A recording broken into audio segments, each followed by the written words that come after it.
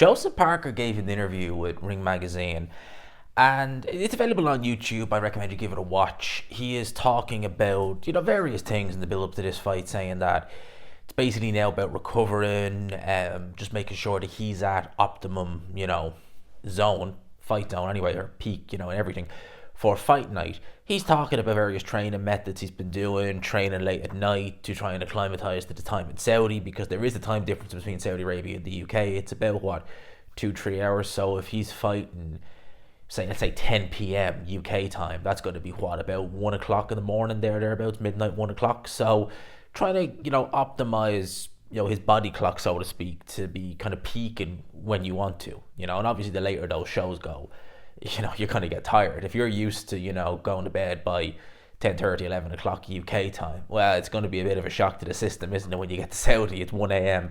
and you still, are sharp, or you're still trying to stay sharp.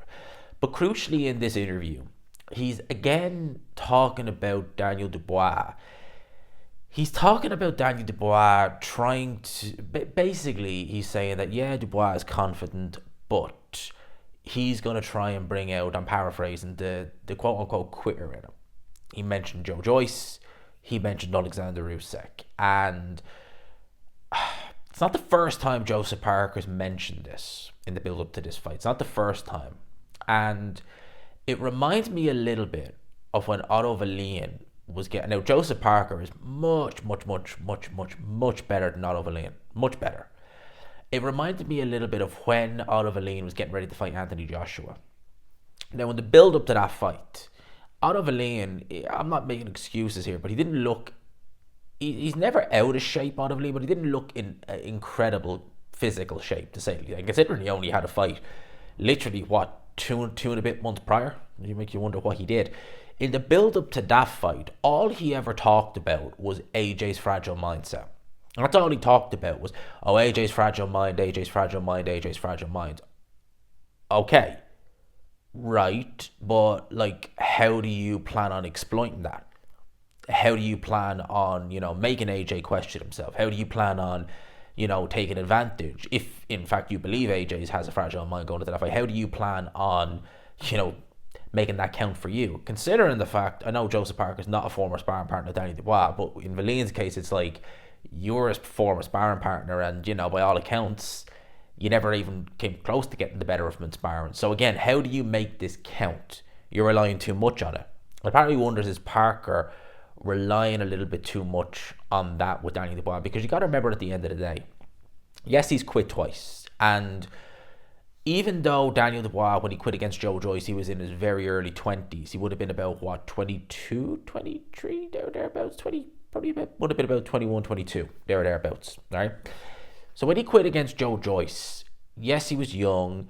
He wasn't taking a crazy Hail Mary beating or anything like that. He was used to having it his own way against pretty much all fighters he's been in there with. He's used to, even against bigger guys, ragdolling them like he did against Razvan Kajanu, Richard Latte, etc.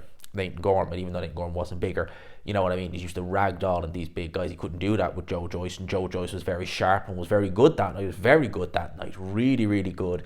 And at the end of the day, we don't know what Daniel Dubois was feeling. They say it was what was it? I know it was an eye injury, but I can't remember exactly the extent of it. We don't know what he was feeling, so okay, you will give him the benefit of the doubt in that one.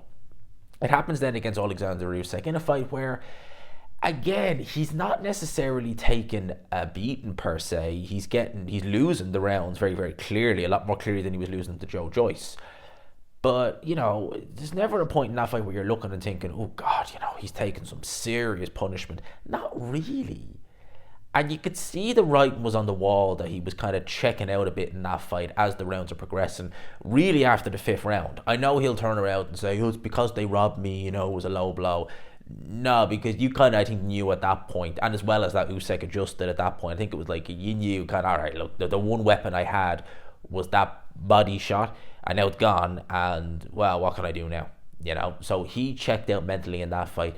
He couldn't impose himself on Alexander Usyk. I think he'll be able to do that on Joseph Parker. And again, it has me wondering, is Joseph Parker relying on this too much? Again, Daniel Dubois has come on leaps and bounds since the Alexander Usyk fight. Maybe not physically, but more so mentally. He's had those moments, those tough moments in fights. Yes, he's had those moments in fights where he's been competitive and he's had his moments as well as the other fighter. Whereas, against someone like Alexander Usyk, it was really all Usyk, really, if you go back and watch the fight. But he's had those good check moments. He had it against Miller. And, there's times in that Miller fight you really did look and think, the body language doesn't look great in there. There was definitely times against Hrgovic. There was really times against Hrgovic you worried about in terms of the body language. You just thought, how many flipping right hands are you going to take before you actually keel over? You've taken that many of them. And with Hrgovic, you got the impression Dubois kind of knew, all right, at least you can hit me, but I can hit you back, and I hit harder, so let's do it. You never really seen any kind of fear or anything like that in him in those, well, not fear in the Jarrell Miller fight, but he'd come through adversity, he came through it, he needed help, he needed his dad to, hear his voice to get him through it, but he got through it. Hrgovic, different story. Anthony Joshua, he beat the living crap out of Anthony Joshua, so he won't even go there because he didn't have to come through any adversity in that fight. Against Parker, listen, Parker is a very good fighter. He's technically pretty good. Defensively, he can be a little bit opened. If Daniel Dubois puts it on Joseph Parker, which we've seen fighters in the past do, even in some of his wins, Derek Chisora at times made it very uncomfy for Joseph Parker in there. We've seen Joseph Parker be found wanting in those situations. When he's really needed to go and grab that bull by the horn, he's not really done it.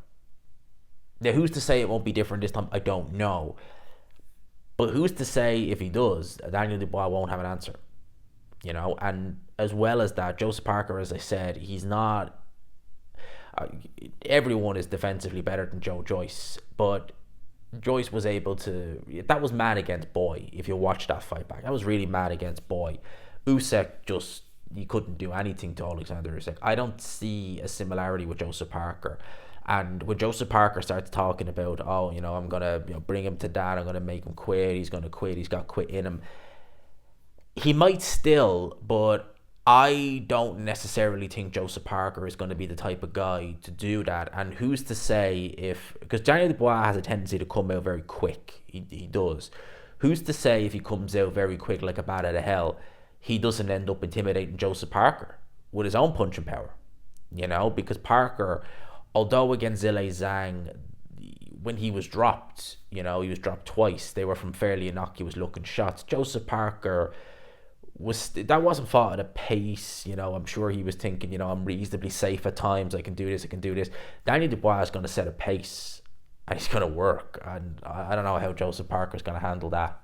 I really don't. So Joseph Parker talking about Daniel Dubois bringing him to that place, saying he's got quit in him.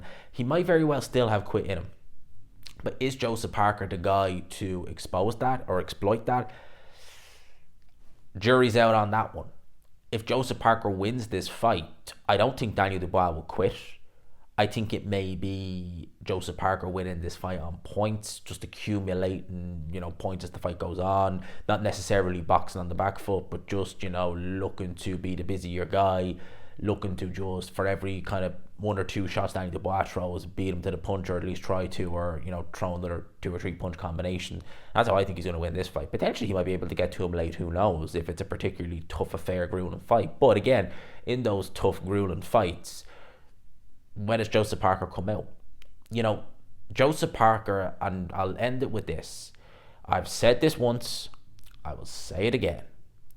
Joseph Parker really should have won the Dillian Whyte fight. Not because he was robbed on the scorecards or anything like that, but because when he did finally decide, I need to get aggressive, look at all the success he had. And he could have done that a hell of a lot earlier, and he didn't. And there was moments in that fight where you just looked and thought, oh my God, what is he doing? And that's a long time ago, but I haven't seen a massive change, a little bit, but nothing extreme in his mindset. And again, when's the last time we've really seen him in a tough fight like that? Joe Joyce. I know people say he was sick, he had the flu and stuff like that, but nevertheless, he was still in a tough fight where, a big, strong heavyweight was putting it on him, and eventually he, succumbed to it. So, I would, if I was Joseph Parker, I would be thinking in the back of my mind, yeah, there's quit in him, but I'm not gonna base this whole performance off that. I'm not gonna base this whole fight off the potential of him quitting because I can do X, Y, and Z. I need to have a plan B, C, D, because God only knows what will happen in there. So those are my thoughts on that, Joseph Parker. Listen, Daniel Dubois may very well quit again. He may not. Maybe the Alexander Usyk defeat showed him, actually, do you know what? I don't want to quit again. I've proven I can do it. I can come back from adversity. I can take big flush shots from a Filip Hrgovic and keep going and win. I can be the underdog against Anthony Joshua and just stick it on him and win.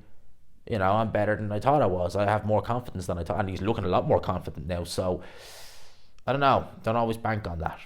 Don't always bank on it. At the end of the day, sometimes you think and you stop and think, is it the occasion? It's not got to him.